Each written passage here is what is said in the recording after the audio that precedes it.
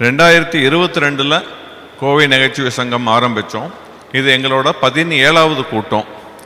நாங்கள் ஐயா சொன்ன மாதிரி எந்த மேடையிலையும் நாங்கள் யாரும் மேடை ஏற மாட்டோம், பேச மாட்டோம். எங்களை அன்பால் ஐயா எங்களை அறிமுகப்படுத்தினார் உங்கள்கிட்ட. அதே அன்பால் தான் நானும் உங்கள்கிட்ட 2 நிமிஷம் உங்கள்கிட்ட வாங்கிக்கிறது என்னென்னா, இன்றைக்கி இவ்வளோ பெரிய 17வது கூட்டம் ஐயா சொன்ன மாதிரி ரொம்ப பிரம்மாண்டமாக நடந்திருக்கு. இதுக்கு பின்னால் நிறைய கஷ்டப்பட்டிருக்கோம், எல்லாம் பண்ணியிருக்கோம். அதுக்கு முதல் காரணம் எங்களுக்கு ஊக்கம் கொடுத்தது செல்வம் ஏஜென்சிஸ் நந்தகுமார் சாருக்கு தான்.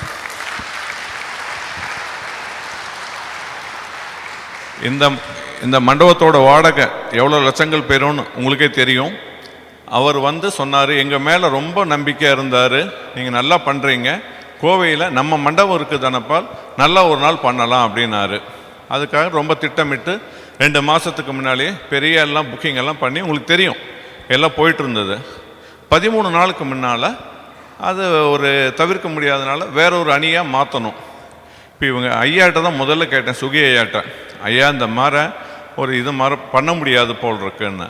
யோசிக்கவே இல்லை ஐயா, உங்கள் கோவை நகைச்சுவை சங்கத்தோட பேர் கெட்டக்கூடாது, அதுக்கு என்னால் என்ன பண்ண முடியும், நான் நடத்தி கொடுக்கட்டுமா? நான் தான் கேட்டேன், ஐயா நீங்கள் நடத்தி கொடுக்கணும்னு.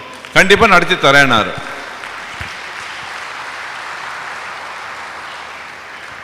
நேற்று இரவு காரைக்குடியில் 11 மணிக்கு பட்டிமன்றத்தை முடிச்சிட்டாரு ஐயா. முடிச்சுட்டு இரவு எடுத்துட்டு 2 மணி நேரம் பயணம் பண்ணி திருச்சி 12:30 மணிக்கு ஆல்ட்டு.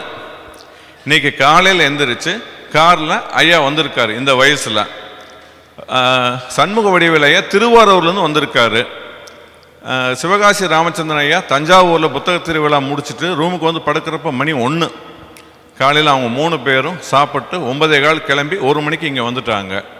மோகன சுந்தரம் சார் காரைக்குடியிலேருந்து சென்னை போய் நந்தனத்தில் சென்னை ட்ரேட் சென்டரில் 12 to 1 ஒரு கூட்டம்.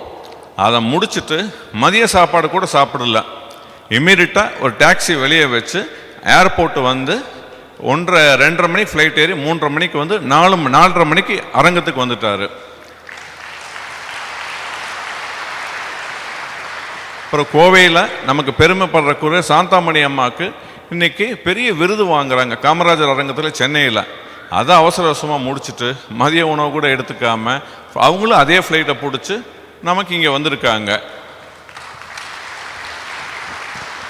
அப்புறம் எழிலரசி மேடம் அப்படி தான் நேற்று ஊர் திருவண்ணாமலை, அவங்களும் காரைக்குடியிலேருந்து இரவு பஸ்ஸை பிடிச்சி நீங்கள் 5 மணிக்கு இங்கே தங்கி இதை முடிச்சுட்டு அவங்க சாப்பிட்டு 10:50க்கு சேனலில் கிளம்பணும். ஸோ இதெல்லாம் எதனால் அப்படின்னா, கோவை நகைச்சுவை சங்கம் கோயம்புத்தூரில் இப்படி நல்லா பண்ணிகிட்ருக்காங்க. நம்ம மேலே இந்த அமைப்பு மேலே அவங்களுக்கெல்லாம் ரொம்ப அலாதி அன்பு. அருள் பிரகாஷ் சார் விட்டுட்டேன், தப்பாக நினைக்காதீங்க. நேற்று இரவு சென்னையிலேருந்து கிளம்பி மேட்டூர் தங்கிட்டு இன்னைக்கு காலையில் ஒரு கூட்டம் முடித்து 1 மணிக்கு அங்கே கிளம்பி இங்கே 4 மணிக்கு வந்தார். அதுவும் ஒரு பேச்சாளர் இல்லைன்னா இன்னொரு பேச்சாளர் ஏற்பாடு பண்ணிடலாம். இது நடுவர் உள்பட 7 பேர், 7 பேரும் 7 ஊர். தமிழ்நாட்டில் இவங்க 7 பேர் ஜாம்பவான், நல்லா பேசக்கூடிய, புகழ் எங்க பணம் எங்க, அது எல்லாத்தையும் தவிர்த்துட்டு நம்ம மேலே அமைப்பு மேலே ரொம்ப அன்பு இருக்கனால தான் இவ்வளோ பெரிய கூட்டம். இங்கே 1200 பேர், அங்கே 400 பேர், அது போக நின்ன கூட்டம்லாம் கண்டிப்பாக ஐயா சொன்ன மாதிரி பெரிய கூட்டம் தான். நாங்கள் நடத்துலையே ரொம்ப பிரம்மாண்டமாக கூட்டம் இதுதான்.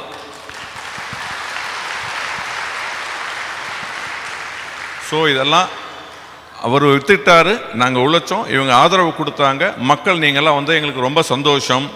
இதை இன்னும் மென்மேலும் கொண்டு போகணும். உங்களோட ஆதரவும் எங்கள் ஸ்பான்சரோட சப்போர்ட்டும் தொடர்ந்து இருந்தால் நிறைய இன்னும் மாதிரி நிகழ்ச்சிகள் நிறைய தொடர்ந்து நாங்கள் பண்ணுவோங்கிறத கோவை நகைச்சுவை சங்கத்தை சார்பாக உங்களுக்கு இந்த முன்னால் குறிக்கிறோம். பிறகு மக்களுக்கு இலவசமாக தான் எல்லா நிகழ்ச்சியும் கொடுத்துட்ருக்கோம்.